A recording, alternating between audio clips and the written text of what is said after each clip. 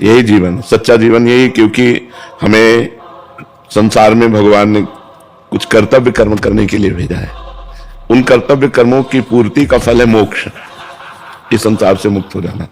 अपना अगर हम रोल सही निभा दिए तो हमारे भगवान जगन नाटक वैभवा, इस जगत नाटक वैभव को रचने वाले हैं, वो आपको इनाम देंगे कि इस त्रिगुणमयी माया के अब रोल आपको नहीं करने पड़ेंगे। फिर सच्चिदानंदमयी लीला है, जैसे भगवान के दिव्य धाम है, भगवान की दिव्य लीलाएं हैं। लेकिन एक अज्ञानी मनुष्य कह सकता है ये सब कल्पना है। जैसे मानो आप अमेरिका नहीं गए हैं, नहीं देखा है, लेकिन आप विश्वास करते हैं जब विश्व का नक्शा आप देखेंगे तो आपको लगेगा ये अमेरिका है, लेकिन आप गए नहीं हैं।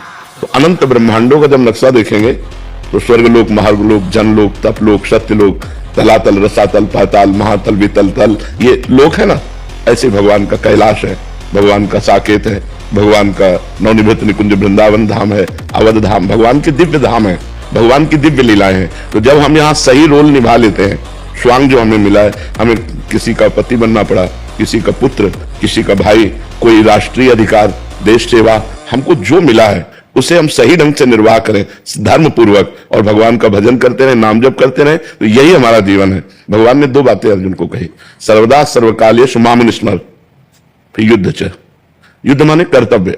छात्र धर्म से युक्त अर्जुन उस समय तो उन्हें युद्ध रूपी कर्तव्य सामने आया हुआ है, उससे वो मुख मोड़ रहे हैं कि मैं संन्यास लेकर भजन करूंगा, ये मारकाट युद्ध नहीं करूंगा। भगवान कह रहे नहीं, तुम छात्र धर्म से युक्त हो, धर्म आदेश करता है इस समय तुम्हें युद्ध करना चाहिए, और युद्ध तुम्हें करना ही पड़ेगा।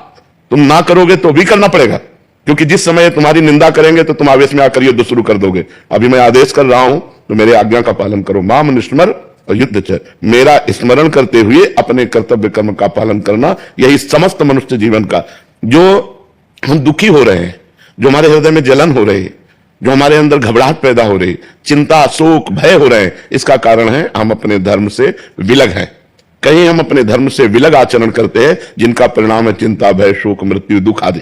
यदि हम धर्म से चलें तो हम मृत्यु पर भी विजय प्राप्त कर लें। धर्मात्मा पुरुष की जब मृत्यु होती है तो ऐसे होती है जैसे बड़े गजराज के गले से मल्ली की माला टूटकर गिर जाए, छोटी सी मल्ली की माला, छोटे छोटे फूलों की, उसको पता भी नहीं चलता। ऐसे धर्मात्मा भजन करने वाले की जब मृत्यु होती है उसे कोई दुख नहीं होता। जैसे एक पुराना कपड़ा त्याग कर नया कपड़ा पहना जाता है तो एक आनंद होता है, ऐसे ही वो मरने से सब जग डरा, मेरो मन आनंद, कब मरी हो कब भेटी हो पूरन परमानंद। ये तब जब धर्म पूर्वक आचरण करते हुए, भगवान का स्मरण करते हुए जिसने जीवन व्यतीत किया, यही तो जीवन है जैसा आप प्रश्न कर